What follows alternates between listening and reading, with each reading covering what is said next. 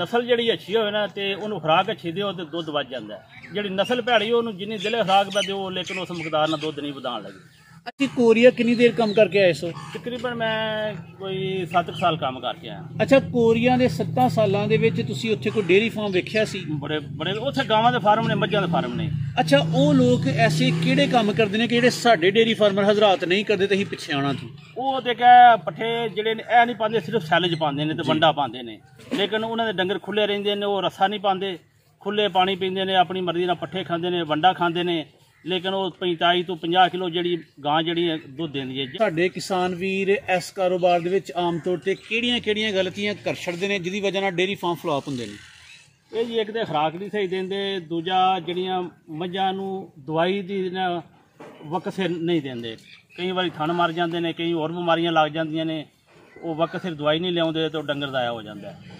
Shed जी हवादार होना चाहिए, चारे पासों गर्मी की हवा लगे लगे इनू आबो हवा जी हर साइड तो लगे लेकिन उत्ते मैं पक्खे भी लाए ने अगर वाह ना हो तो पक्खे चला दी गर्मी दे विच जी ते वो वाह जिहड़ी फिर मौसम। अस्सलाम वालेकुम। वालेकुम सलाम सर की हाल है आपका? ठीक ठाक अल्हम्दुलिल्लाह, आप कैसे हैं भाई? ठीक है अल्हम्दुलिल्लाह। सर सब तो पहला तो अपना तारफ करवा दो। मेरा नाम इफ्तिखार है जी, असीं चौके कलाना तलक रखने बागड़ी बरादरी नाल साडा तलक है।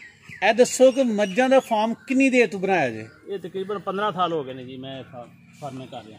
15 सालों का अरसा किंज दा रहा? बड़ा अच्छा रहा जी, बड़ा प्रॉफिटेबल है अगर बंदा सही अच्छे तरीके ने इन्होंने खुराक दे नाल ध्यान करे तो बहुत अच्छा है काम। सर तजर्बा तुहाडा चौखा है, पूछना चाहांगा कि साडे किसान वीर इस कारोबार दे विच आम तौर ते किहड़ियां गलतियां कर छड़दे ने जिहदी वजह नाल डेयरी फार्म फ्लॉप हुंदे ने? ये जी एक तो खुराक नहीं सही देंदे, दूजा जिहड़ियां मझां नूं दवाई दी वक्त सिर नहीं देंदे। कई बार थन मर जाते हैं, कई होर बीमारियां लग जांदियां ने, वो वक्त सिर दवाई नहीं लियाउंदे तो डंगर दाया हो जाता है। यानी कि मुतवाजन गिज़ा भी नहीं दिंदे ते प्रॉपर इन्हां दी मेडिसिन या हिफाजती टीके का इंतजाम भी नहीं करते? नहीं अक्सर जिहड़े इन्होंने नहीं करते लापरवाही कर जाते हैं तो नुक्स फस जाता है, डंगर दाया हो जाता है जिहदे तो लोगों को लास होंदा है। तुसीं ਇਹ ਦੱਸੋ कि तुहाडे 15 साल तजर्बा विच मज्जां दे आम तौर ते किहड़े मसले सामने आए ने? ज़्यादातर थना का मसला आता है, दूजा लोग किरम की दवाई नहीं देंगे वो जी कि हर 3 महीने बाद देनी चाहिए लाजमी है, लेकिन ज़्यादा लोग जोड़े ने वो साल बाद जो डॉक्टर दसिया उदू दी, जो डंगर बीमार होया तो फिर दी, लेकिन आम तवज्जो नहीं की जाती। यानी कि जो जानवर सेहतमंद होंदा थोड़े जे पैसे नहीं लाते लेकिन जो बीमार हो जाता फिर हज़ारां पैसे ला छड़दे ने और फिर बिल्कुल लाते हैं जो डंगर ज़्यादा बीमार होंदा। अच्छा किरमकशी ते तुसीं बड़ा जोर पाया है, किरमकशी की दवाई तुसीं आप ही देंदे हो कि डॉक्टर को दवांदे हो? नहीं जी मैं खुद जाके दीराबाद लैके आना ते आप ही देना। सर ਇਹਦਾ थोड़ा ਜਿਹਾ तरीका दसो किरमकशी की दवाई किस मिकदार में किस टाइम ते जानवरों को किस हिसाब नाल देईदा? ये तकरीबन वड्डे डंगर नूं असीं 50 ml जिहड़ी है ना दुध दे विच पा के थोड़ी जिनी विच चीनी पा के जां गुड़ पा के ना ते 1 लीटर दुध दे विच ना वो दिन्ने आ। अच्छा ते एक बारी दिन्ने आ ते फिर 20 दिनों बाद दूजी बार दिन्ने आ, फिर 4 महीने तो बाद असीं दिन्ने आ। ठीक है। ਇਹ ਜਿਹੜੇ छोटे जानवर ने ਇਹਨਾਂ ਨੂੰ किस हिसाब नाल दिंदे हो? इन्हां नूं तकरीबन 1 महीने जां 1.5 महीने बाद देईदी है। ठीक जी। ਇਹ ਦੱਸੋ कि ਥਣਾ ਦੇ ਮਸਲੇ ਵੀ ਤੁਸੀਂ ਦੱਸਦੇ ਪਏ ਅਕਸਰ ਆਉਂਦੇ ਨੇ ਤੇ ਕੋਈ ਥਣਾ ਦਾ ਮਸਲਾ ਸਾਹਮਣੇ ਆਇਆ ਤੇ ਫਿਰ ਕੀ ਕਰਦੇ ਹੋ?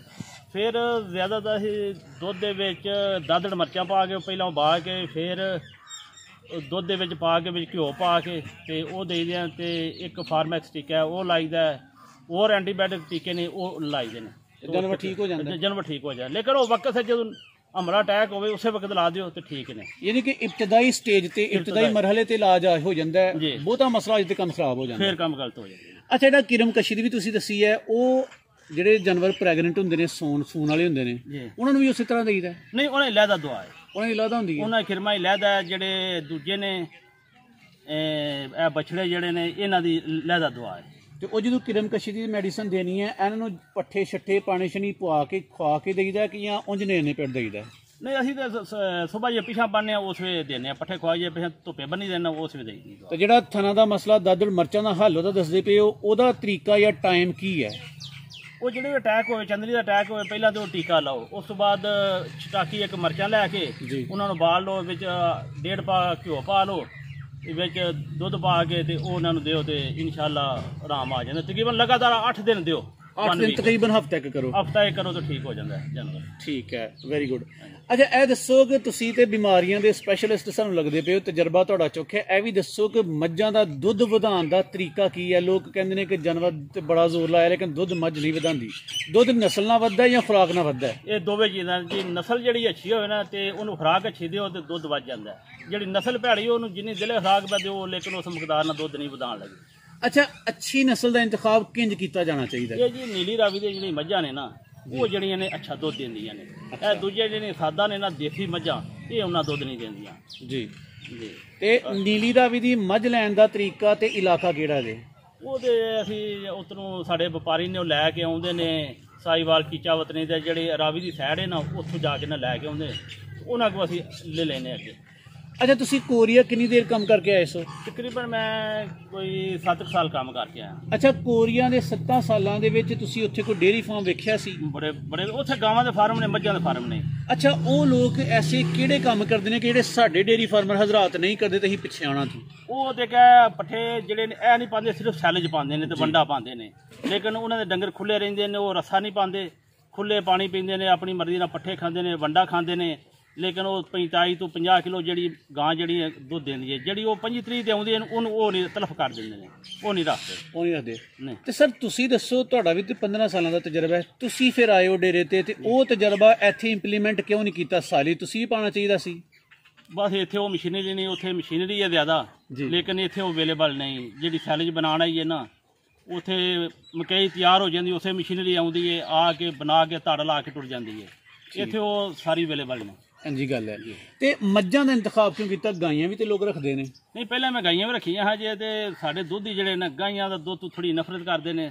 ਸਿਆਜ ਆ ਕੇ ਨਖਰੇ ਕਰਦੇ ਨੇ ਕਿ ਦੁੱਧ ਨਹੀਂ ਵਿਕਦਾ, ਅੱਗੇ ਸੇਲ ਨਹੀਂ ਹੁੰਦਾ ਸਿਆਲਕੋਟ 'ਚ ਜੀ। ਤੇ ਉਸ ਤੋਂ ਆ ਕੇ ਮੈਂ ਗਾਈਆਂ ਘਟਾਤੀਆਂ। ਪਹਿਲਾਂ ਮੇਰੇ ਕੋਲ 5 ਗਾਈਆਂ ਹਨ ਲੇਕਿਨ ਹੁਣ ਇੱਕੋ ਗਾਂ ਹੈ ਤੇ 10 12 ਮੱਝਾਂ ਨੇ। ਠੀਕ ਹੈ। ਅੱਛਾ ਸਰ, ਇਹ ਵੀ ਦੱਸੋ ਕਿ ਮੱਝ ਦੀ ਮੈਨੇਜਮੈਂਟ ਕਿੰਜ ਕਰੀਦਾ? ਮੱਝ ਤੇ ਖਰਚਾ ਕਿੰਜ ਕਰਨਾ ਹੈ? ਦੁੱਧ ਕਿੰਨਾ ਲੈਣਾ ਹੈ? ਇਹਦਾ ਹਿਸਾਬੋ ਕਿਤਾਬ ਜ਼ਰਾ ਸਮਝਾਓ ਸਾਨੂੰ ਕਿ ਮੱਝ ਨੂੰ ATM ਦੀ ਮਸ਼ੀਨ ਕਿੰਜ ਬਣਾਉਣਾ ਹੈ? ਉਹ ਇਹ ਨਸਲੀ ਮੱਝ ਹੋਵੇ, ਨੀਲੀ ਦੀ ਮੱਝ ਹੋਵੇ ਜੀ, ਉਹਨੂੰ ਜਿਹੜਾ ਵੰਡਾ ਜਿਹੜਾ ਨਾ ਉਹਦਾ ਇੰਤਖਾਬ ਜਿਹੜਾ ਨਾ ਉਹ ਮੁਤਵਾਜ਼ਨ ਹੋਣਾ ਚਾਹੀਦਾ। ਵੰਡਾ ਚੰਗਾ ਹੋਣਾ ਚਾਹੀਦਾ। ਜਿਹੜਾ ਭੈੜਾ ਨੀਰੀ ਖਾਲੀ ਪਾ ਲਓ ਉਹ ਵੀ ਨਹੀਂ ਠੀਕ, ਨੀਰੀ ਕਣਕ ਪਾ ਲਓ ਉਹ ਵੀ ਨਹੀਂ ਠੀਕ। ਲੇਕਿਨ ਇਹ ਮਿਕਸ ਕਰਕੇ ਨਾ ਸਾਰੇ ਵੰਡੇ ਇਹਨਾਂ ਨੂੰ ਪਾਓ ਦੇ ਤੇ ਫਿਰ ਤੇ ਹਰ ਚੌਥੇ ਦਿਨ ਬਾਅਦ ਪਾ ਡੇਢ ਬਾਅਦ ਜਿਹੜਾ ਤੇਲ ਹੈ ਨਾ ਉਹ ਲਾਜ਼ਮੀ ਇਹਨਾਂ ਨੂੰ ਦੇਣਾ ਚਾਹੀਦਾ। ਤੇਲ ਕਿਹੜਾ? ਸਰਸੋਂ ਦਾ? ਸਰਸੋਂ ਦਾ ਤੇ ਸਰਦੀਆਂ ਦੇ ਵਿੱਚ ਤਿਲਾਂ ਦਾ ਤੇਲ ਤੇ ਅਲਸੀ ਦਾ ਤੇਲ। ਅੱਛਾ, ਸਰਦੀਆਂ ਵਿੱਚ ਤਿਲਾਂ ਦਾ ਤੇ ਅਲਸੀ ਦਾ ਤੇਲ। ਉਹਦਾ ਫਾਇਦਾ ਕੀ ਹੁੰਦਾ ਤੇਲ ਦੇਣ ਦਾ? ਉਹਦੇ ਅੰਦਰ ਜਿਹੜੀ ਹੁੰਦੀ ਹੈ ਤਾਕਤ ਪੈਦਾ ਹੁੰਦੀ ਹੈ ਮੱਝ ਦੇ ਅੰਦਰ, ਜਰਾਸੀਮ ਜਿਹੜੇ ਤੇਜ਼ ਹੋ ਜਾਂਦੇ ਨੇ ਤੇ ਮੱਝ ਤਾਕਤ ਆ ਜਾਓ, ਦੁੱਧ ਫਿਰ ਜ਼ਿਆਦਾ ਦਿੰਦੀ ਹੈ। ਤੇ ਇੱਕ ਮੱਝ ਨੂੰ ਕਿੰਨੀ ਮਿਕਦਾਰ ਵਿੱਚ ਤੇਲ ਦੇਣਾ ਹੈ? ਤਕਰੀਬਨ 1.5 ਪਾ। ਗਰਮੀਆਂ ਵਿੱਚ ਵੀ ਤੇ ਸਰਦੀਆਂ ਵਿੱਚ? ਸਰਦੀਆਂ 'ਚ ਵੀ। ਇਹ ਲਗਾਤਾਰ ਦਿੰਦੇ ਰਹਿਣਾ ਚਾਹੀਦਾ? ਤਕਰੀਬਨ ਮੈਂ ਹਰ ਚੌਥੇ ਦਿਨ ਦੇਣਾ। ਇਹ ਤੇ ਮੱਝ ਦੇ ਇਲਾਵਾ ਤੁਸੀਂ ਕਿਹਾ ਕਿ ਵੰਡੇ ਦਾ ਇੰਤਖਾਬ ਚੰਗਾ ਕਰੋ, ਇੱਕ ਵੰਡੇ ਤੇ ਨਾ ਰਹੋ। ਆਪਣਾ ਵੰਡਾ ਬਣਾਉਣ ਵਿੱਚ ਕੀ ਕਬਾਹਤ ਹੈ? ਕਿ ਮੁਸ਼ਕਿਲ ਫਾਰਮੂਲਾ ਕੱਪ ਨਹੀਂ ਬਣਦਾ? ਨਹੀਂ, ਮੁਸ਼ਕਿਲ ਕੋਈ ਨਹੀਂ ਐਡਾ, ਲੇਕਿਨ ਇੱਥੇ ਥੋੜੀ ਲਾਪਰਵਾਹੀ ਹੋ ਜਾਂਦੀ ਹੈ। ਲੋਕ ਨਹੀਂ ਇਕੱਠਾ ਲਿਆਂਦੇ, ਅਸੀਂ ਉਹ ਮਾਰ ਕੇ ਦੁਕਾਨ ਇਹਨੂੰ ਆਖਿਆ ਉਹ ਇੱਥੇ ਛੱਡ ਜਾਂਦੇ ਆ, ਅਸੀਂ ਪਾਈ ਜਾਂਦੇ ਅੱਗੇ। ਸਰ, ਪਾਕਿਸਤਾਨ ਦੇ ਵਿੱਚ ਦਰਦ ਰੱਖਣ ਵਾਲੇ ਲੋਕ ਵੀ ਹੈ ਨੇ ਲੇਕਿਨ ਛੁਪੇ ਬੈਠੇ ਨੇ। ਤੁਸੀਂ ਕੋਰੀਆ ਵੇਖ ਕੇ ਆਏ, ਇੱਥੇ ਕੰਮ ਕੀਤਾ, ਤੁਸੀਂ ਫਾਰਮਰਜ਼ ਨੂੰ ਕਿਉਂ ਨਹੀਂ ਸਮਝਾਉਂਦੇ ਕਿ ਇਹ ਵੀ ਕੰਮ ਕਰ ਲਈਏ, ਉਹ ਬਾਹਰ ਕਰਦੇ ਨੇ, ਅਸੀਂ ਨਹੀਂ ਕਰਦੇ, ਇਹ ਕਰ ਲਈਏ, ਇਹ ਕਰ ਦਈਏ? ਤੁਸੀਂ ਆਪਣੇ ਇਲਾਕੇ ਦੇ ਕਿਸਾਨਾਂ ਨੂੰ ਲੀਡ ਕਿਉਂ ਨਹੀਂ ਕਰਦੇ? ਬੜੇ ਰਵਾਇਤੀ ਪਸੰਦ ਕਿਸਾਨ ਨੇ ਸਾਡੇ। ਬਾਜੀ ਸਾਰੇ ਤਜਰਬੇਕਾਰ ਬੰਦੇ ਨੇ, ਇਹਨਾਂ ਹਰ ਗੱਲ ਦਾ ਪਤਾ ਹੈ। ਲੇਕਿਨ ਜਿਹਦੇ ਕੋਲ ਜ਼ਮੀਨ ਹੈ ਬੰਦ ਕੰਮ ਉਹਨੇ ਕਰਨਾ, ਜਿਹਦੇ ਕੋਲ ਜ਼ਮੀਨ ਤੇ ਪੈਸਾ ਹੈ। ਠੀਕ। ਜਿਹਦੇ ਕੋਲ ਜ਼ਮੀਨ ਥੋੜੀ ਹੈ ਉਹ ਚਾਰਾ ਨਹੀਂ ਬਣਾ ਸਕਦਾ ਤੇ ਉਹ ਕੰਮ ਨਹੀਂ ਕਰ ਸਕਦਾ। ਯਾਨੀ ਕਿ ਇਹ ਕੰਮ ਜ਼ਮੀਨ ਵਾਲੇ ਬੰਦੇ ਨੂੰ ਚੰਗਾ? ਬਿਲਕੁਲ, ਜ਼ਿਮੀਂਦਾਰ ਬੰਦੇ ਨੂੰ ਚੰਗਾ ਕਿ ਪੱਠੇ ਕਾਰ ਦਿਓ, ਜਿਹਨੇ ਮੁੱਲ ਲੈ ਕੇ ਪੱਠੇ ਪਾਣੇ ਨੇ ਉਹਦੇ ਵਾਸਤੇ ਰੋਗ ਨੇ। ਸਰ, ਤੁਹਾਡੇ ਫਾਰਮ ਤੇ ਮੈਂ ਵੇਖਣਾ ਪਿਆ ਤੁਹਾਡੇ ਬਰਸ਼ੂਟ ਮਾਸ਼ਾਅੱਲਾ, ਇਹਨਾਂ ਦੇ ਜਾ ਬੜੇ ਸਿਹਤਮੰਦ ਨੇ, ਇਹਨਾਂ ਦਾ ਧਿਆਨ ਕਿੰਜ ਰੱਖਦੇ ਹੋ? ਇਹਨਾਂ 3 ਮਹੀਨੇ ਜੀ ਦੁੱਧ ਦੇਈਦਾ। ਠੀਕ ਆ। ਉਸ ਤੋਂ ਬਾਅਦ ਕਿਰਮਾ ਦੀ ਦਵਾਈ ਦੇਈਦੀ ਹੈ। ਉਸ ਤੋਂ ਬਾਅਦ ਤੇਲ ਤਕਰੀਬਨ ਹਰ ਹਫ਼ਤੇ ਇਹਨਾਂ ਨੂੰ ਤੇਲ ਦੇਈਦਾ ਤੇ ਫਿਰ ਇਹ ਠੀਕ ਰਹਿੰਦੇ ਨੇ। ਮੇਰਾ ਜਾਨਵਰ ਅੱਜ ਤੱਕ ਬੱਚਾ ਜਿਹੜਾ ਨੇ ਨਹੀਂ ਮਰਿਆ ਕੋਈ ਵੀ, ਮਾਸ਼ਾਅੱਲਾ। ਉਹ ਇਹ ਵੈਸੇ ਬਰਕਤ ਵੀ ਨੇ, ਵੈਸੇ ਬਰਕਤ ਵੀ ਨੇ। ਇਹਨਾਂ ਨੂੰ ਬਰਕਤ ਦੇ ਤੌਰ ਤੇ ਵੀ ਰੱਖੋ। ਤੇ ਉਹ ਇੱਕ ਸਾਡੇ ਕਿਸਾਨ ਵੀਰ ਕਹਿੰਦੇ ਨੇ ਕਿ ਮੱਝਾਂ ਵੀ ਰਿਸ਼ਤਾ ਆਪਣੇ ਬੱਚਿਆਂ ਨਾਲ ਮਾਂ ਦੀ ਤਰ੍ਹਾਂ ਹੁੰਦਾ। ਬਿਲਕੁਲ ਜੀ। ਅਗਰ ਬੱਚਾ ਮਾਂ ਕੋਲੋਂ ਜੁਦਾ ਕਰੋਗੇ ਤੇ ਉਹ ਬਦਦੁਆਈ ਹੋਣੀ ਹੈ, ਦੁਆ ਨਹੀਂ ਹੋਣੀ। ਬਿਲਕੁਲ। ਆਪਣੇ ਬੱਚਿਆਂ ਡੰਗਰ ਰੱਖਦੇ ਤੇ ਇਹ ਜਿਹੜੇ ਨੇ ਅੱਲਾਹ ਤਾਲਾ ਬਰਕਤ ਪਾਏਦਾ, ਪ੍ਰਾਫਿਟ ਹੋਵੇਦਾ, ਆਪਣੀ ਰੋਜ਼ੀ ਚੱਲਦੀ ਹੈ, ਆਪਣੇ ਬਾਲ ਬੱਚੇ ਦੀ ਰੋਜ਼ੀ ਚੱਲਦੀ ਹੈ ਤੇ ਨਾ ਡੰਗਰ ਜਿਹੇ ਖੁਸ਼ ਰਹਿੰਦੇ ਨੇ, ਖੁਸ਼ਹਾਲ। ਅੱਛਾ, ਇਹ ਦੱਸੋ ਸਰ ਕਿ ਤੁਸੀਂ ਇਸ ਤੁਹਾਡੇ ਪੂਰੇ ਫਾਰਮ ਦੇ ਜਾਨਵਰਾਂ ਦੀ ਰੂਟੀਨ ਕੀ ਹੈ? ਪੂਰਾ ਦਿਨ ਪਾਣੀ ਦਾ ਟਾਈਮ, ਨਹਾਉਣ ਦਾ ਟਾਈਮ, ਖਾਣ ਪੀਣ ਦਾ ਟਾਈਮ, ਧਾਰ ਦਾ ਟਾਈਮ, ਕੀ ਰੱਖਿਆ ਜੀ ਇੱਥੇ? ਅਸਾਂ ਜੀ ਸਵੇਰ 5 ਵਜੇ ਧਾਰ ਕੱਢਨੇ ਆ ਤੇ ਉਦੋਂ ਸਵੇਰ ਸ਼ਾਮ ਨੂੰ 4 ਵਜੇ ਅੱਛਾ ਪੱਠੇ ਹੁਣ 10 ਵਜੇ 10:30 ਅਸੀਂ ਪਾ ਦਿੰਦੇ ਅੱਗੇ ਅੱਛਾ ਤੇ ਉਦੋਂ ਰਾਤ ਨੂੰ ਖੁੱਲੀਆਂ ਭਰਦੇ ਨੇ ਤੇ ਡੰਗਰ ਪੇ ਖਾਂਦੇ ਨੇ ਤੇ ਪਾਣੀ ਵੀ ਆਪਣੇ ਆਪ ਅੰਦਰ ਹੀ ਪੇ ਪੀਂਦੇ ਨੇ। ਅੱਛਾ ਇਹ ਟੋਟਲ ਛੋਟੇ ਮੋਟੇ ਜਾਨਵਰ ਤੁਹਾਡੇ ਕਿੰਨੇ ਕੁ ਬੰਦੇ ਨੇ ਇਹ ਤਕਰੀਬਨ 22 ਡੰਗਰ ਨੇ। ਤੇ ਕਿੰਨੇ ਮੁਲਾਜ਼ਮ ਜਾਂ ਲੇਬਰ ਰੱਖੀ ਜੇ ਨਾਲ? ਮੇਰੇ ਕੋਲ ਇੱਕੋ ਬੰਦਾ ਜੀ। ਇੱਕ ਹੀ ਬੰਦਾ ਹਾਂ ਤੇ ਨਾਲ ਆਪੀ ਜਾਨ ਮਾਰਦੇ ਹੋ? ਥੋੜਾ ਜਿਹਾ ਆਪੀ ਕੰਮ ਕਰਦਾ ਨਾ ਵਾ ਤਾਂ ਇਕੱਲਾ ਹੀ ਪਿਆ ਕਰਦਾ ਕੰਮ। ਅੱਛਾ ਇਕੱਲਾ ਬੰਦਾ ਸਾਂਭ ਲੈਂਦਾ ਹੈ? ਉਹ ਸਾਂਭ ਲੈਂਦਾ ਇਹ ਪਿਆ ਸਾਂਭਦਾ ਮੁੰਡਾ। ਅੱਛਾ ਐਨੇ 22 ਜਾਨਵਰਾਂ ਨੂੰ ਇੱਕ ਮੁਲਾਜ਼ਮ ਚੰਗਾ ਹੋਏ ਤਾਂ ਸਾਂਭ ਲੈਂਦਾ ਹੈ? ਬੰਦਾ ਉਹਨੂੰ ਬਾਰੇ ਉਹਦਾ ਸੈਲਰੀ ਦਾ ਧਿਆਨ ਰੱਖੋ, ਉਹਦਾ ਖਾਣ ਪੀਣ ਦਾ ਧਿਆਨ ਰੱਖੋ, ਉਹਦਾ ਕੱਪੜੇ ਜੁੱਤੀ ਦਾ ਧਿਆਨ ਰੱਖੋ ਤੇ ਉਹ ਖੁਸ਼ ਰੱਖੋ ਉਹਨੂੰ ਤੂੰ ਪਿਆ ਸਾਂਭੇਗਾ। ਸਰ ਇਹ ਸ਼ੈੱਡ ਤੁਹਾਡਾ ਇਹੀ ਹੈ? ਸਰਦੀਆਂ ਵਿੱਚ ਗਰਮੀਆਂ ਵਿੱਚ ਇਹੀ ਇਸਤੇਮਾਲ ਕਰਦੇ ਹੋ? ਹਾਂ ਜੀ ਉਹ ਗੋਦਾਮ ਵੀ ਬਣਾਇਆ ਪਿੱਛੇ ਤੂੜੀ ਵਾਸਤੇ, ਇੱਕ ਉਹ ਵੀ ਇੱਕ ਇਹ ਵੀ ਹੈ, ਥੱਲੇ ਵੀ ਖੁਰਲੀ ਬਣਾਈ ਹੈ, ਆਹ ਬੱਦਲ ਵਾਸਤੇ ਸੁੱਤੇ ਬੰਨੇ ਨੇ। ਤੇ ਇਹਦੀ ਕੋਈ ਲੰਬਾਈ ਚੌੜਾਈ ਦੱਸ ਸਕਦੇ ਹੋ ਕਿੰਨੇ ਕੁ ਜਾਨਵਰ ਰੱਖੇ ਜਾ ਸਕਦੇ ਨੇ ਇਹਦੇ ਵਿੱਚ? ਇਹ 40 ਫੁੱਟ ਜੇ 40 ਬਾਈ 25 ਦਾ ਜੇ। ਅੱਛਾ ਤੇ ਕਿੰਨੇ ਕੁ ਪੈਸੇ ਲਾ ਬੈਠੇ ਸੋ? ਇਹ ਤਕਰੀਬਨ ਕੋਈ 7 ਲੱਖ ਰੁਪਇਆ ਲੱਗ ਗਿਆ। ਕੀ ਸਮਝਦੇ ਹੋ ਕਿ ਸਸਤਾ ਵੀ ਹੋਏ ਤੇ ਚੰਗਾ ਵੀ ਹੋਏ ਉਹ ਕਿਸ ਤਰ੍ਹਾਂ ਦਾ ਸ਼ੈੱਡ ਹੋਣਾ ਚਾਹੀਦਾ? ਸ਼ੈੱਡ ਜੀ ਹਵਾਦਾਰ ਹੋਣਾ ਚਾਹੀਦਾ, ਚਾਰੇ ਪਾਸੋਂ ਗਰਮੀ ਦੀ ਹਵਾ ਲੱਗੇ ਇਹਨੂੰ ਆਬੋ ਹਵਾ ਜੀ ਹਰ ਸਾਈਡ ਤੋਂ ਲੱਗੇ, ਲੇਕਿਨ ਉੱਤੇ ਪੱਖੇ ਵੀ ਲਾਏ ਨੇ, ਅਗਰ ਹਵਾ ਨਾ ਹੋਵੇ ਤਾਂ ਪੱਖੇ ਚਲਾ ਦਈਦੇ ਨੇ ਗਰਮੀ ਦੇ ਵਿੱਚ ਜੀ ਤੇ ਉਹ ਹਵਾ ਜਿਹੜੀ ਫਿਰ ਮੌਸਮ ਟੈਂਪਰੇਚਰ ਨਾਰਮਲ ਹੋ ਜਾਂਦਾ। ਆਪਣੇ ਬਾਈਆਂ ਜਾਨਵਰਾਂ ਦਾ ਹਿਸਾਬ ਕੀਤਾ ਜੇ ਰੋਜ਼ ਦਾ ਕਿ ਇਹਨਾਂ ਤੇ ਰੋਜ਼ ਦਾ ਤੁਹਾਡਾ ਕਿੰਨਾ ਕੁ ਖਰਚਾ ਹੋ ਜਾਂਦਾ ਹੈ? ਇਹ ਪੱਠੇ ਸਾਡੇ ਘਰ ਦੇ ਹੁੰਦੇ ਨੇ, ਵੰਡਾ ਹੁੰਦਾ ਤਕਰੀਬਨ ਉਹ ਅਸੀਂ ਰੋਜ਼ 1000 ਦਾ ਵੱਡਾ ਪਾਉਂਦੇ ਆ ਤੇ ਚੱਲ ਜਾਂਦਾ ਕੰਮ? ਚੱਲ ਜਾਂਦਾ ਕੰਮ। ਤੇ ਦੁੱਧ ਮਾਸ਼ਾਅੱਲਾ ਕਿੰਨੇ ਕੁ ਮਨ ਸੇਲ ਕਰ ਛੱਡਦੇ ਹੋ? ਤਕਰੀਬਨ ਸਮਝੋ ਕਿ 2 ਮਣ ਸੇਲ ਹੋ ਜਾਂਦੀ। ਤੇ ਕੀ ਰੇਟ ਚੱਲਦਾ ਪਿਆ ਇਲਾਕੇ ਵਿੱਚ? 80 ਰੁਪਏ। 80 ਰੁਪਏ।